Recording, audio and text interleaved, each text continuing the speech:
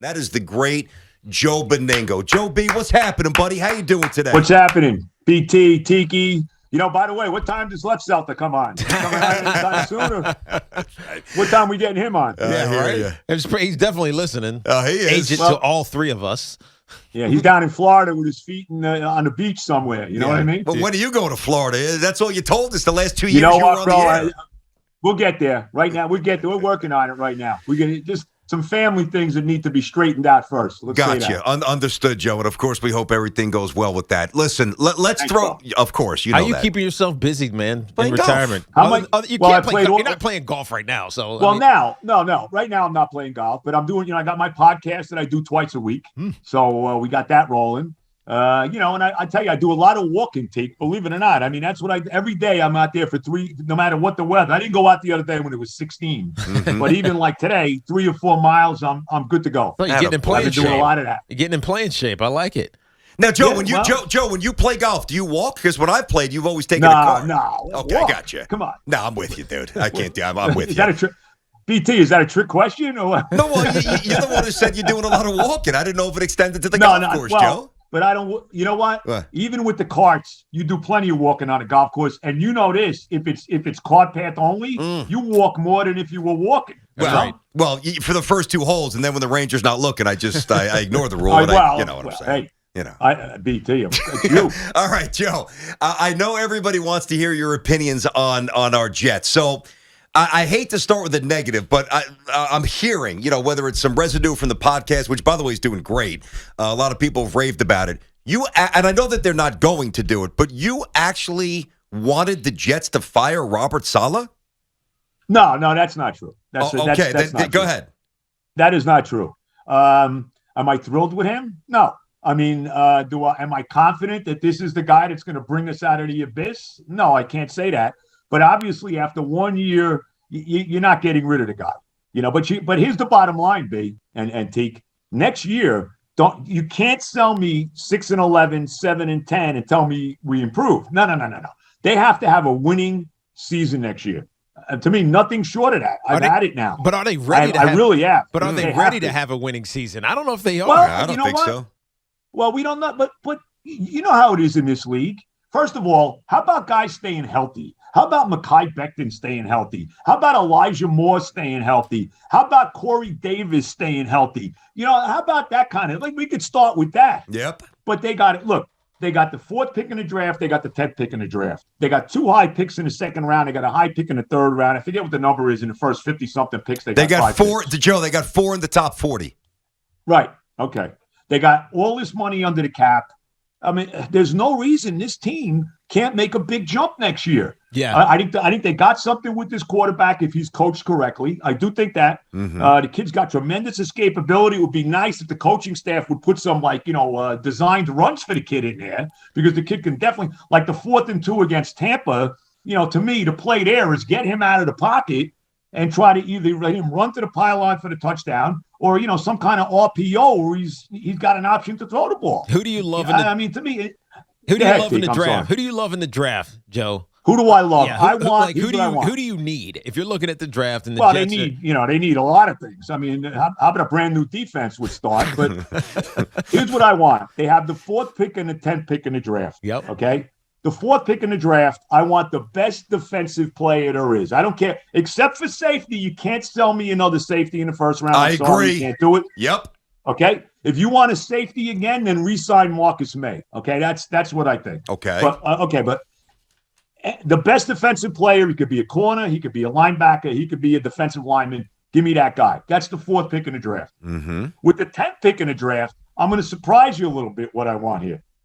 I want this center from Iowa. I said that, Joe. I said the same thing.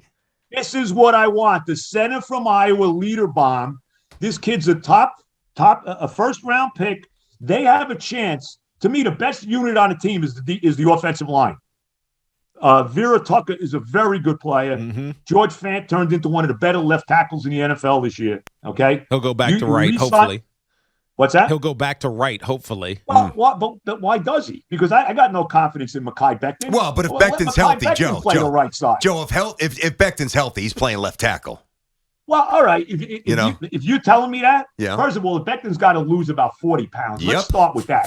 You're right. That's the big issue. You're right. That's the issue with Becton. Yeah. And he has to get on the field. None of this nonsense. I can't believe he missed the whole year. I can't tell you how ticked off I am about that. Yeah, that bothered me too. Okay, so let's assume Becton's back. You want him on 11. You got Fant on the other side. Okay, you re-sign this guy they got from Kansas City. I don't know how you say Devontae Tardif, however you say his name. Tardif. I got it. The doctor. Right. Duvernay. I don't know how you say. Tiki, you know. Yeah, your French is better than mine. Laurent. You know what I mean? You ready? Laurent Duvernay Tardif. You see, of course, he knows it, Joe. See, I knew Tiki. You knew Tiki would know. He always churches it up for us. Joe, he always. And by the way, if you guys want to watch this. You can watch this live, twitch.tv/WFAN. If you want to see Joe. Joe, you still rocking the Fu Manchu? That thing's getting a little goose gossagey.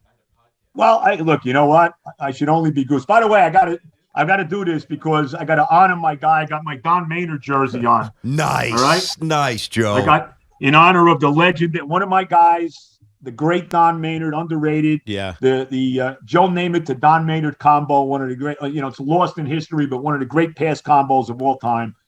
So God bless him, passing away this week. So I had to give my little tribute to Don Maynard. Yeah, so, we mentioned that yesterday because he was before us, obviously, and I never got a chance to meet him, so I didn't know. But everybody speaks so glowingly of him. So obviously, rest in peace. And Joe's rocking one of the great jersey. Receivers, bro. He held when he retired. He held all the receiving records, touchdowns, yardage. Who broke him?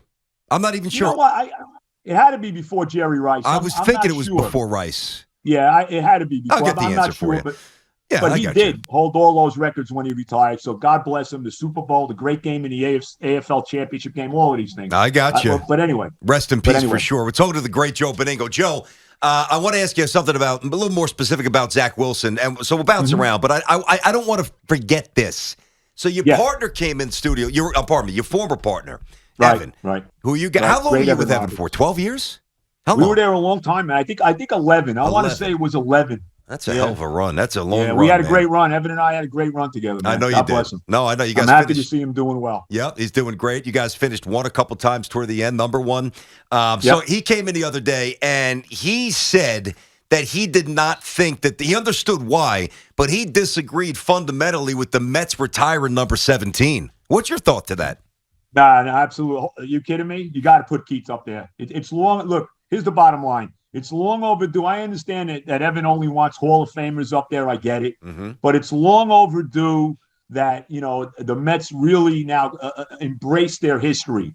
I was so glad to see Jerry Koosman go up there. I want to see Hernandez, no question. David Wright eventually. And I got to tell you this, and I know it's controversial. You can say whatever you want. Okay, you're going to start retiring numbers. Doc and Darryl?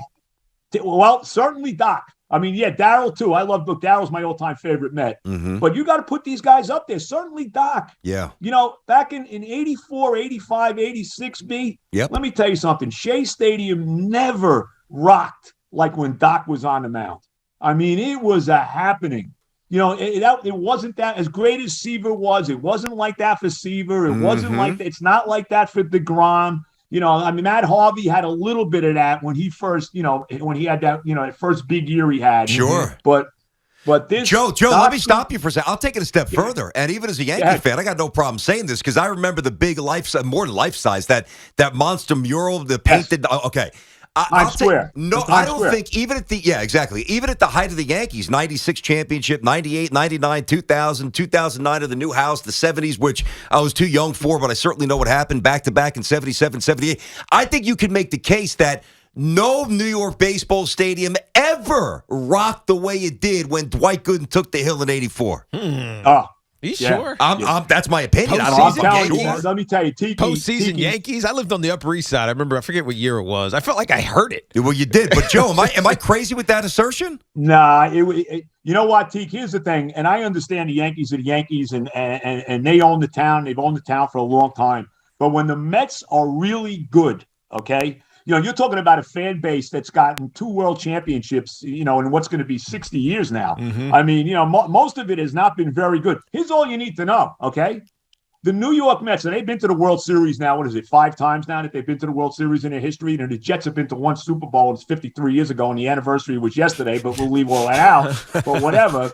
Do you know that the Jets have been to the playoffs more than the Mets have in their history? And it's basically the same history, basically the same time frame. That the the Jets have been to the playoffs more than the Mets. What does that say? You know, this franchise. That's weird. Like, how is that tied like that? When they're good, the Met fan base is crazy. They're great. Yeah. When the Mets are really good, even when the Mets, Joe, even when the Mets are decent, the fan base is great. Right. You know? Right. Yeah, it's like they're Mets fans are awesome. It's like because you know why, T? We're starved. Yes. We're starved. Yeah. That's the bottom line. Why is it taking the Mets so long to embrace their history, as you were just alluding to? Well, I think it's because the Wilpons were terrible owners. They were terrible. You know, the Wilpons, they were more worried about embracing the history of the Brooklyn Dodgers. I mean, let's be honest about it. He's not than wrong. They were the Mets. He's and not wrong. all due respect to Jackie Robinson, I got no problem with the Jackie Robinson Rotunda. But when they opened that place up, there was nothing about the Mets. I remember that, Joe. Right? Yeah. And it's long overdue. They're going to finally do it this year, that they're going to have the Tom Seaver statue out there. That should have been years ago. Yep. You know, I've been to all these different ballparks that I've been to and everywhere I go, there's a statue. You go to Philadelphia, you go to Wrigley Field. I mean, you know, wherever you go. Detroit's got it. Detroit, Pittsburgh. Even for the football. I go to Baltimore, they got statues of Ray Lewis and Johnny Unitas. I know. You know what I mean? I know. I mean, come on. Crazy. Joe, let me. I wish we had a little more time. But I know we'll pop you back again at some point. I appreciate it. Of course, man. I'm sure everybody's loving this because everybody loves you. You miss doing radio every day? I know the podcast is rocking. You don't? No, I don't miss it at all. I would be lying to you if I said it. I do not miss. It was time. You know, as far as me doing regular radio, and I think you got me back now? Yeah. As far as me doing regular radio is concerned, it was time to go. I wouldn't want to do it anymore like that, to be very honest. I would not. Well, let me ask you this, and I thought you would say that because I've heard you say that before, but what do you miss most? Is it talking to the fans on the phones?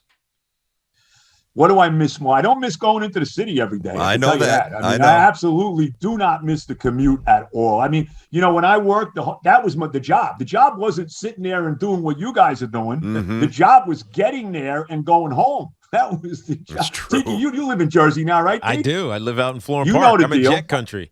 Yeah, of course right. I know. You know the deal, right? You're farther out than I was. Yeah. You know, where are you in Manhattan? We left. No, we left a while ago. Joe, you know I'm in Jersey. Oh, that's right. You're in Jersey you know too. That. You both are. Yeah, that's right. I forgot. That's right. Sorry, no, I forgot about it. No good. But I invited you to the club. You didn't come to the country club. Well, I told you that. I told you this. If you texted me, you got to call. You got my number at home. You got to call me. Okay. Call the home number. I'm a relic, number. bro. I'm a relic. I'm older than the hills. Just think that most people are younger than me. Just understand that. So how old are you? 70 what? 71? 68. Dude, 68. you're not that old. No, you're not old at all. Dude, you're the same age as Buck Showalter. By the way, how pumped are you about Buck? I'm very pumped. You got to be pumped. Tremendous. Thank God, no Mickey Callaway, no Luis Rojas. Thank you, Lord. Yep. Buck Showalter. A real manager. Yes. God bless. Joe, what would you have said, real quick here, the great Joe Benigno with us here on Tiki and Tierney on the Fan. What would you have said, because I just crushed him, what would you have said the next day after Julius Randle told us to go F ourselves? I'm glad you brought him up. Let me stay with this. First, let's be honest, okay? Julius Randle got exposed in the playoffs against the Hawks. Mm-hmm. Let's tell it like it is. He is not a lead player on a championship team. He's a complimentary guy. He's probably a number 2 guy, whatever he is. You know, he got a nice contract from the Knicks, and now this is, you know, when the fans are letting you have it, and deservedly so. Now you're pulling a Javi Baez, Francisco Lindor. Give me a break. Mm-hmm. Give me a break. Well, listen, Joe. And by the way, R.J. Barrett has really started to look like a player the last few games. Yes, he is. He is. We're going to get the update in a minute, Joe. I know we'll get you back on, as I said. We have a chance to say it for everybody, and I know that they would say this if they had the chance to say it to you. You might not miss doing radio every day, but I know New York and New Jersey, Connecticut misses you. They'll always love you. I even said the other day, and I don't know, maybe I'll get in trouble for this, but why you don't have a plaque at this place, I don't understand. I mean that. Like, the Schmooze deserves one. Well, obviously, Francesa Chernoff, you deserve something at this station that encapsulates your great run in this great city at this great station. You do. Well, B, I appreciate it. You know, maybe they'll put the plaque in the bathroom. I don't know. Maybe something.